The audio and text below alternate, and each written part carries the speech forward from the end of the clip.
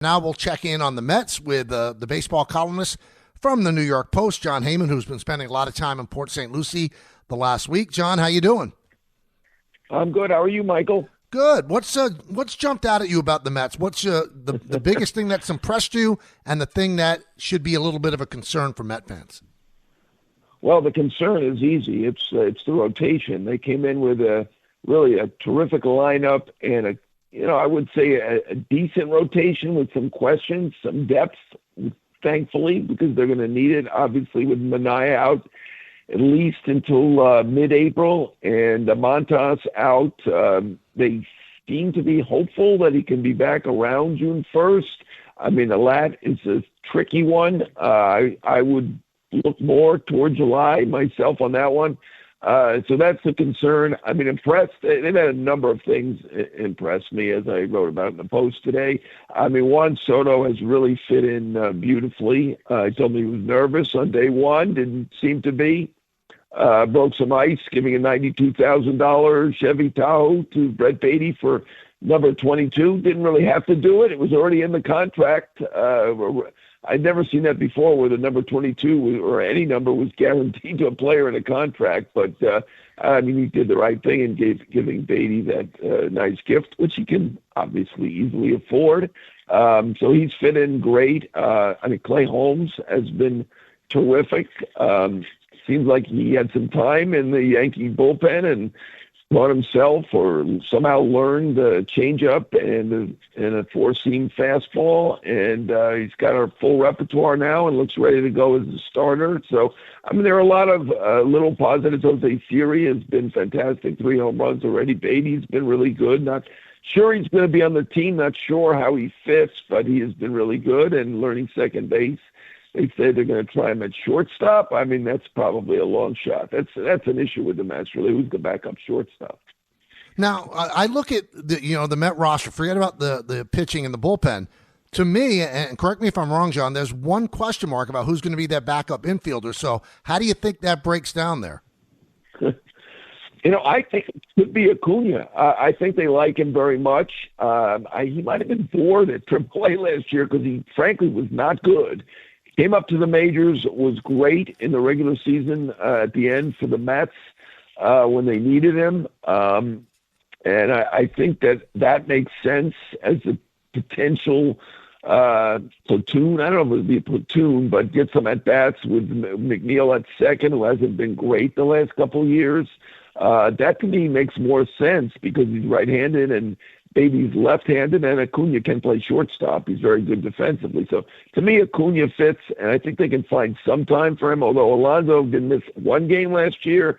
Vientos seems to be the healthy sort, and Lindor rarely misses any time. But I think they can find enough time for Acuna. I'm not sure on Beatty.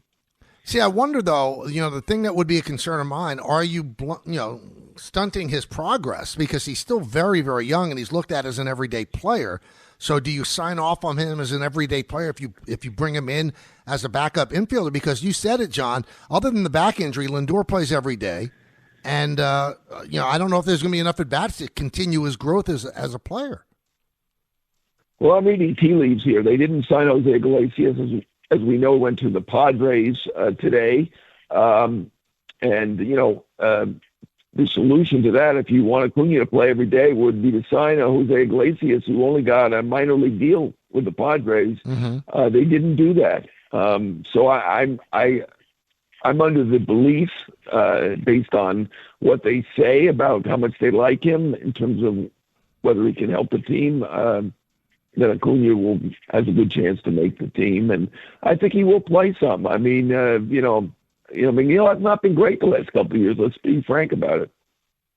So you think he and obviously he's a shortstop by trade, but you think he could play second a lot? Oh, absolutely. He could play any position. He's very good defensively. I think he can. I mean, they have other guys here who are, backup types who could easily do it, like De Los Santos, but you want to win as many games as you can. This is a talented guy. I think there's probably 300 plus at bats for him on the team. I would do it, and I'm thinking it's leaning that way. I could be wrong, but that's the way it seems to be leaning to me. Starling Marte, I would think that the Mets would like to deal. He's got a fairly big number of a contract, but if they don't deal him, I mean, is he just going to be a platoon DH? Yeah, that's the way it looks. I don't see him doing much, and he was pretty good last year, and certainly was playing in the playoffs when there were other options available. Bader and others. So he still can play, but certainly $20 million looks pretty hefty, particularly when there's some outfielders who are still out there without a job who may be getting, minor league deals. Peralta, Grossman, Duvall, so $20 million, they'd have to probably offset it by at least 80%, I would think. And, teams don't love doing that, but, it might be better for him if they did do that, and it might ultimately work for them as well. We're talking with John Heyman of the New York Post. I read you religiously, John. I pray over your stuff that you send out, but I just need to know one thing. You have been a big proponent of them. You've been a big proponent of them going after Cease. Do you think that's going to happen? Do you think the Padres are going to trade him? I don't. I mean, unless the ownership issue is untenable, and right now, they've got a managing partner, the brother of Peter Seidler, the beloved late owner of the Padres, but his widow is now suing. So, if it gets messy, they may have to make deals. That's the only thing. I mean, obviously, they're trying to win. They just signed Iglesias, as a backup, and going to give him $3 million. I'm assuming he's going to be on the team. They want to win. So I think it's a long shot. I don't think Castillo's getting traded now. A lot of the names that we've rumored around and thought that might get traded do seem to be staying put. I talked to Arenado yesterday, and it looks like, the likelihood is he stays with St. Louis. The Yankees were on his original list of 5 that he would go to, and he added the Mets later when it seemed like, he may be staying with a team that's not really looking like a contender. He added the Mets and the Phillies, but right now it feels like he's probably staying put as well. So you got to explain something to me about the Cardinals. Okay, I know that Hein Bloom is taking over next year and they want to clean things up for him, but why would you give the season away? That's a great baseball town. They make a lot of money. I know their regional sports network has been up in the air, but they own that village, the stadium. There's a lot of money to be made there. Why are they just giving a season away, John? Well, I mean, we're used to the Yankees, and now the Mets. That's Cohen's the owner, that they don't give seasons away, and they try every year, and it's really kind of miraculous that the Yankees have been a winning team since 1993. I mean, that just doesn't happen. St. Louis is a pretty big revenue team, even though it's not in a big market. But I think they're conflicted. I think they weren't in a full rebuild mode, and they didn't press it as much as they could have, because they certainly, they're caught in the middle, which is not really a good place to be. They won 83 games last year. They look a little bit weaker now because their great setup guy, Kickred, who got $10 million from the Orioles, is now gone. Logically, if you're going to do a reset, you would reset by trading that closer who had Big Helsley, who we saw yesterday against the Mets, who was big stuff and is one of the best closers in baseball. Eric Fetty has a market, a veteran guy, and you certainly would have traded Arenado. Now, Arenado, that's got complications because he's got the full no trade, and he did have a down year for him last year, making it difficult. The full no trade really can affect things, and it really has in this case. I think that's part of it, but they're caught in the middle, and that is not a good place to be. Now, we're talking with John Heyman of the New York Post. So I see these pictures. Now, last year, I got to experience the Juan Soto experience every single day. He seemed very comfortable in that clubhouse. Obviously, he was comfortable on the field. He put together an MVP caliber season, but he almost looks like he's giddy. Are you seeing that? I mean, is there a different Juan Soto this year, or is it just $800 million?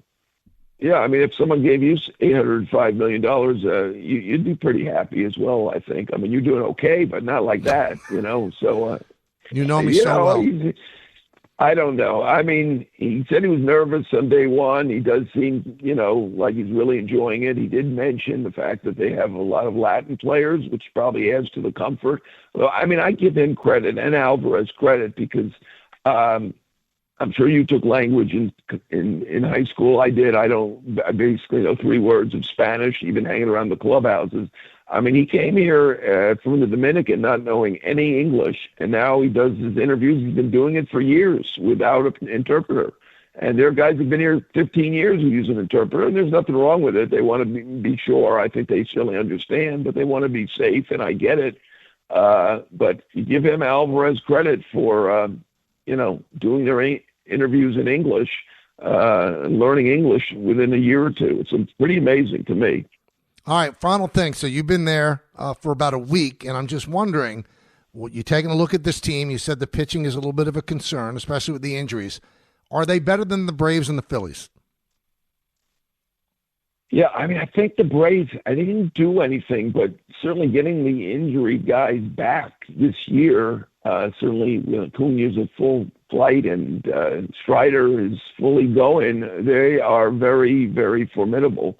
The Phillies didn't do a ton, but they did add Luzardo. They did add Kepler in the outfield. They're pretty strong as well. I am kind of leaning Mets. I do believe they have the best lineup this side of the Dodgers. The Dodgers have the best of everything. They have the best rotation, maybe the best all-time rotation. They have the best bullpen, maybe the best all-time bullpen. And I kind of give them a little bit of an edge in the lineup over the Mets and the Yankees and some of the other teams who have very good lineups, but that Met lineup is pretty strong. So I think they can do it, but I think people are going to see it as a 3-way race that's fairly even. Good stuff, John. I'll talk to you later. I appreciate you coming on. Yes, you'll be on with me. I appreciate it. Thanks, Yes, Mike. on John and Joel's podcast. I'll do that a little bit later. Thank you, John. Thanks, Mike. Always good. That's John Heyman of the New York Post.